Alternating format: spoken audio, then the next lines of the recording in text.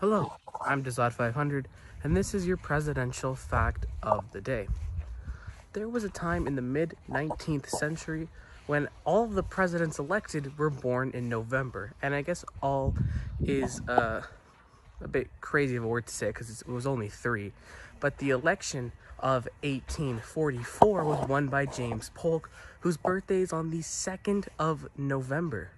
The 1848 election was won by Zachary Taylor, whose birthday is the 24th of November, and the 1852 election was won by Franklin Pierce, whose birthday is the 23rd of November. James Buchanan broke the streak in 1856 because his birthday is the 23rd of April. Hello, I'm Dazad500, and this is your presidential fact of the day. All the way back in January, and if memory serves, the 23rd, I talked about 11th President James Polk, whose birthday it is today. That's why I'm talking about him again. I talked about how he had the shortest retirement, but what I didn't mention was that he was the youngest president in American history to die of natural causes. He died in June 1849 from cholera, which most of the presidents in that time frame did die from cholera. He died at just 53 years old. Only two American presidents died younger than him. James Garfield died at 49 from assassination, and John F. Kennedy at 46 from assassination. Hello, I'm Dazad500, and this is your presidential fact of the day. Well, Lisk family here on YouTube actually messaged me on the YouTube comments, and she said, or he said, or they said, whatever said, that they wanted me to do more facts about Andrew Jackson. So something that I'm surprised I hadn't mentioned yet was that Jackson was the very first president to survive an assassination attempt. He was visiting a funeral for a congressman when a deranged man came out with a pistol, shot at Jackson, but the gun misfired. It jammed, so it didn't shoot. He tried again with a different pistol, and that one failed as well. Jackson then senselessly beat the guy with his cane and only stopped when he was restrained by bystanders. Hello, I'm Dazad500, and this is your presidential fact of the day. Well, I'm sure a lot of you, if you're watching a presidential fact of the day channel, would recognize and know by now that former Vice President Dick Cheney has passed away. But he was also president. Yeah, technically he didn't get sworn in and he wasn't the actual president. He was the acting president when George W. Bush was unable to serve. Dick Cheney was the acting president, and he wanted to impress his grandchildren so much, he signed a piece of paper that basically said, "Yo, I'm president." And a lot of people were pretty mad at him for that. Hello, I'm Dazad500, and this is your presidential fact of the day. On this day in history, a couple hundred years ago, Guy Fawkes, who was British, was arrested for trying to assassinate the king, which is not obviously the king we have now, obviously. But, so I think it's very interesting to talk about how the first person, one of the very first people to plead insanity at a court would be Charles Guiteau, who was the man who shot Garfield. First, he tried to say, well, it wasn't me who killed Garfield, it was the doctors. And if you don't know anything about James Garfield, he was probably right. But he did kind of sort of shoot the president. But he did try insanity, which, again, if you know anything about him, he should probably have gotten insanity. But, yeah, I think that's very interesting. Hello, I'm Dazad500, and this is your presidential fact of the day. Well, yesterday marked 1 year since Donald Trump beat incumbent Vice President Kamala Harris for President of the United States in the election. Kamala Harris had the chance to do something that had only been rarely done. The sitting vice president is elected president. It was first done with John Adams in 1801, John Adams in 1797, Thomas Jefferson in 1801, and then Martin Van Buren in 1837. The next time wasn't for the next 150 years. when George H.W. Bush was elected president as the sitting vice president under Ronald Reagan, and hasn't been done since since 40 years. Hello, I'm Dazad500, and this is your presidential fact of the day. Well, on this day in history, the communist revolution in the Soviet Union, the October Revolution, took place, and it ended up being successful, obviously, because the USSR was formed.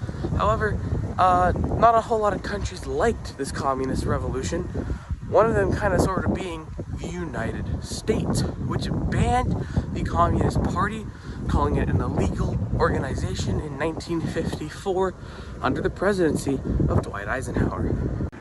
Hello, I'm Dazad500, and this is your presidential fact of the day. 15th President of the United States, James Buchanan, had a vision problem, and a very severe vision problem. He was nearsighted in one of his eyes and farsighted in the other. This caused him so much pain, he had to constantly tilt his head to the left.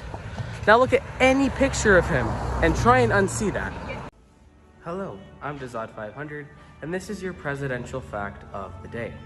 Right now, I am standing in an undeniably haunted building, and I am scared for my life because that door keeps creaking. But what I think is very cool about presidential ghosts is that the 16th president of the United States, Abraham Lincoln, is kind of known to appear in ghost form sometimes. In fact, Prime Minister of Britain, Winston Churchill, went over to the White House one time to where he left the bathtub completely naked, to where he saw the apparition of Lincoln and said, "Hey there, Mr. President, seems you've caught me at quite a disadvantage," to which Lincoln allegedly chuckled before he disappeared. Hello, I'm Dazad500, and this is your presidential fact of the day. Right now, I'm at Fort York, the most important British fort from the War of 1812. It was in that war where 7th president, or to be the 7th president, Andrew Jackson, rose to national prominence, winning the Battle of New Orleans against the British. Contrary to popular belief, the Battle of New Orleans did not end the War of 1812. In fact, the War of 1812 had already been over before the battle even started. Information just traveled so slowly in 1814 that they didn't know and ended up killing more people. Hello, I'm Dazad500, and this is your presidential fact of the day. And it's actually a very special presidential fact of the day because by the time you're seeing this, it will be the 11th of November here in Canada. It's called Remembrance Day, or you can call it Armistice Day, because that's the day World War I ended. Only one president of the United States served in the First World War, Harry S. Truman, 33rd, who was actually president during the most heated times of the Second World War. He was the one who dropped bombs on Japan. Hello, I'm Dazad500, and this is your presidential fact of the day. Man, we're getting some pretty retro vibes here. There's snow here, reminds me of early. And I'm not crying, you are. But anyways, somebody who was definitely crying would probably be Harry Truman's mother once he learned that Truman, who had eye problems, was able to get into the military by memorizing the eye chart instead of, having good enough vision to do it himself. Hello, I'm Dazad500, and this is your presidential fact of the day. Well, once upon a time, the 33rd president of the United States, Harry Truman, was rejected by his high school sweetheart, Elizabeth, because, well, he was poor. In fact, nobody really liked Harry Truman until he was 50. However, eventually Elizabeth came around to marry Harry, and they lived happily ever after. Hello, I'm Dazad500, and this is your presidential fact of the day.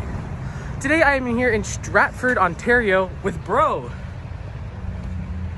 And we are here, we're gonna watch a play, a Shakespeare play.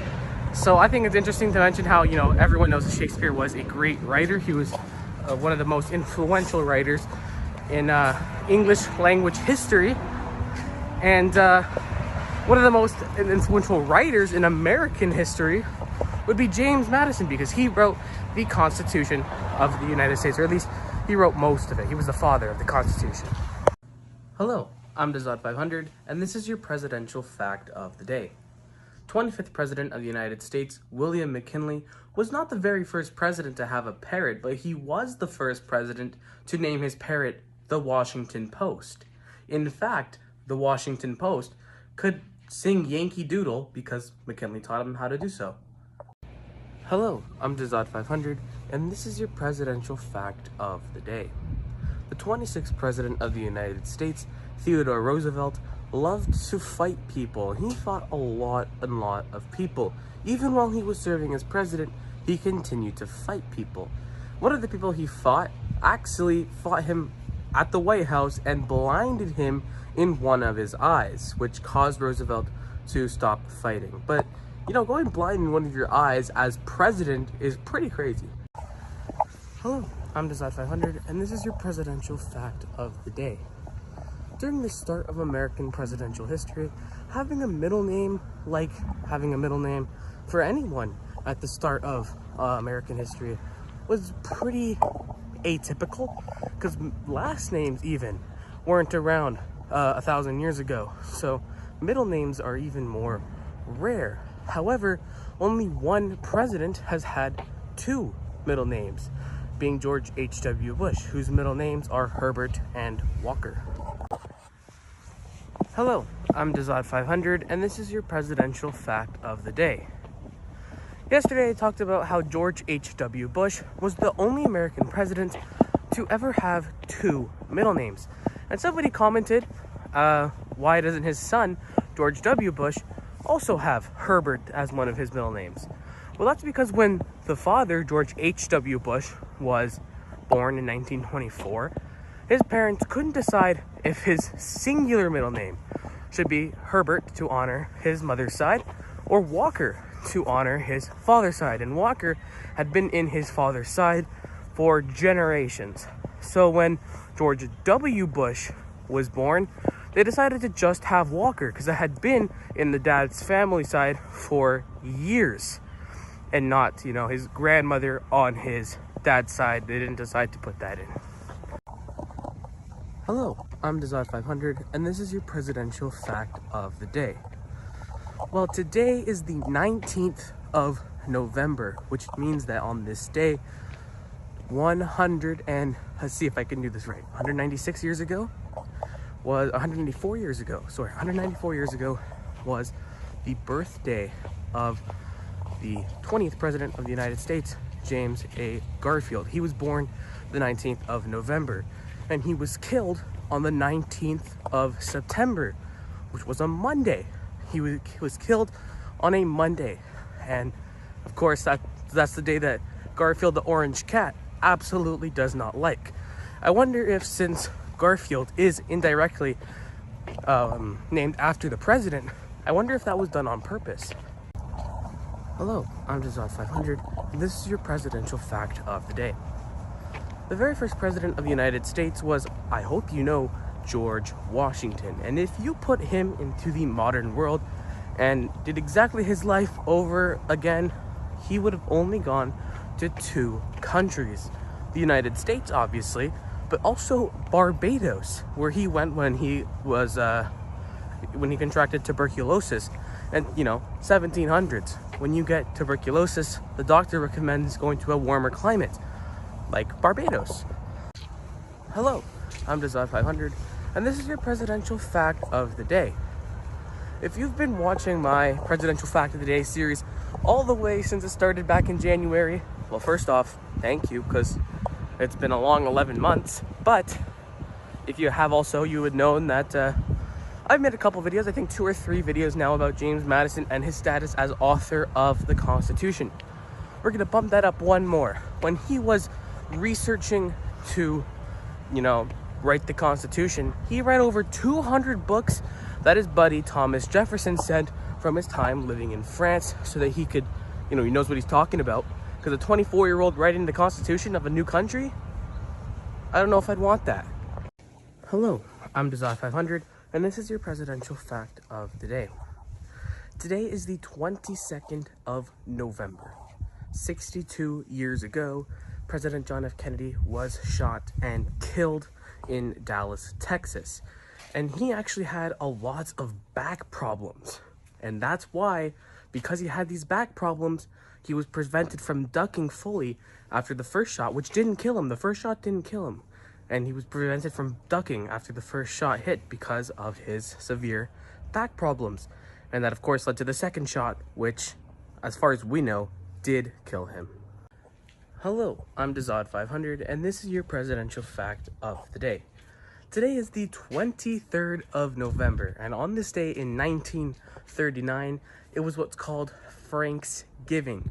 Franklin Delano Roosevelt was the president at that time, and he signed a decree to make Thanksgiving from the final Thursday in November, which it was before, to the fourth Thursday in November, which in that year was the 23rd of November. And he did this to increase the economy during the Great Depression, so you have to increase the economy by lengthening the Christmas time period from Thanksgiving to Christmas, obviously. So that's what he did. That was his idea.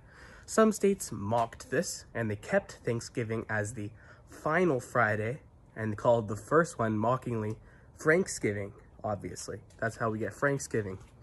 But afterwards, in 1941, after 2 years of Franksgiving, Congress signed a new law creating Thanksgiving as the fourth Thursday in November in the United States.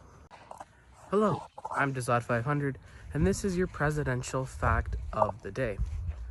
There was a time in the mid-19th century when all of the presidents elected were born in November. And I guess all is a bit crazy of a word to say because it was only 3.